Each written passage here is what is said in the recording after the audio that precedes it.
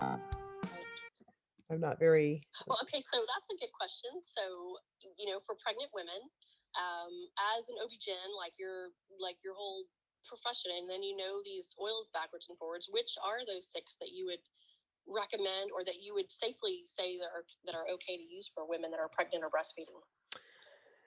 So lavender is something they've done a lot of studies. So when I tell people what's safe, I'm like, you've probably heard that every woman has used every oil in the whole wide world and it's all great and they had a great pregnancy because they use every oil that has ever been produced. But I don't Mm-hmm. feel that way about it because a lot of them just aren't studied. And if something does go wrong, then you'll be on the internet talking about it said here, I shouldn't have done that. Yeah, we don't want to do Exactly. that. So I'm like, here are the ones where you're not going to find that, issue because some of them have actually been studied in pregnant women, like lavender. Lots of studies in lavender and pregnancy. So I let people use lavender in pregnancy because there are studies for it. Right. Well, and Then, that's why I say these are the ones that you've researched that you're yeah, that that you I would know, use. right. So I always tell Yeah. people, Mm-hmm. and then so all of the citrus oils have been studied and they're fine. So tangerine, orange, lime, grapefruit, lemon, and they give you a lot of options because they do a lot of stuff. Grapefruit might be used kind of with mild diuresis and things like that. Uh-huh. If somebody really needed to do something like ginger because of the nausea aspect, so lavender, you could use it every day. Frankincense Okay. every day. All the citrus oils have a party. What I don't care what you Okay. do with them. But the other ones, like if you were desperate and you needed some ginger or some copaiba, like for a Mm-hmm. special case, like oh I hurt, let me put some copaiba on. Oh I have nausea, let me use some ginger for a short period of time. That's fine too. It's not something I would do 100 drops a day every day, but you could use that. Okay. And then even like peppermint, it's got some conflicting data. Yes, it's great for nausea. It's not my go-to for pregnant because it's so strong. Some of them are like, can you have peppermint when you're pregnant if you have a plant at home? Yeah, but would I tell you to eat 100 pieces of peppermint? I would not. So and that's Right. how an oil is. It's so much that I'm Mm-hmm. like, I don't want you taking like obscene amounts of stuff. Right. It's so concentrated. Right. And Mm-hmm. then once you're ready to have a baby, like after 37 weeks, you have a lot more leeway because a lot of oils, people will say, oh, this one causes contractions or miscarriages or this or Mm-hmm. that. Well, by the time you're 37 weeks, doesn't matter because you're about to have a baby. So then Right. you Right. can use Oh, the clary sage and the geranium and the jasmine. Some of them provoke your oxytocin, which puts you into labor. So those oils you want to save for later.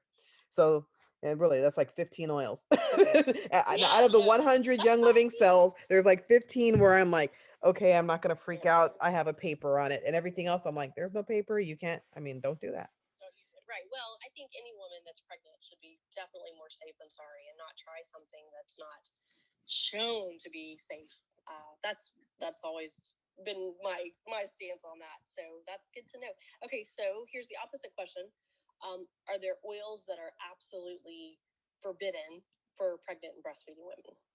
Yeah. Well, like I said, no oil has ever been like, there's no Shown to be paper that harmful. says she used oil and then next day it's got to be that. You don't ever really know that an oil did it because that's not all you're Okay. doing. But there are some that what some of the experts are like, you can't use rosemary, you can't use eucalyptus. Well, they're both in thieves. I like thieves, and I know of pregnant women who have used thieves without a problem, but Right. eucalyptus and rosemary are not supposed to be used. They're just very strong, and that's just not what we're doing.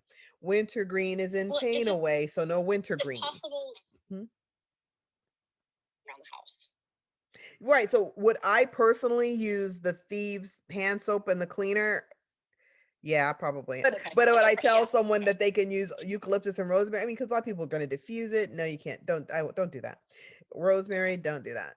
Even if Okay. or if I were Got it. sick and had the flu when I was pregnant, but that's a whole different thing. They can have a problem with their pregnancy anyway. So can I say, oh hey, use thieves while you're doing that? Well, then something bad happens and they're not Right. going to blame the flu. They're going to blame the thieves. So when I publish it, it won't be that they can have that. They can have lavender, frankincense, all the citrus oils, and make that work. I think that is definitely, but I think that's a lot of women don't know that, and I think too, especially with a lot of these oil companies, there's so many people, and I'll say you know way more than I do about the oils by far.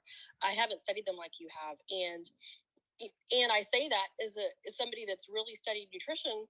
I don't know enough about oils to really confidently tell somebody what is okay to take while they're pregnant or not, right? Mhm.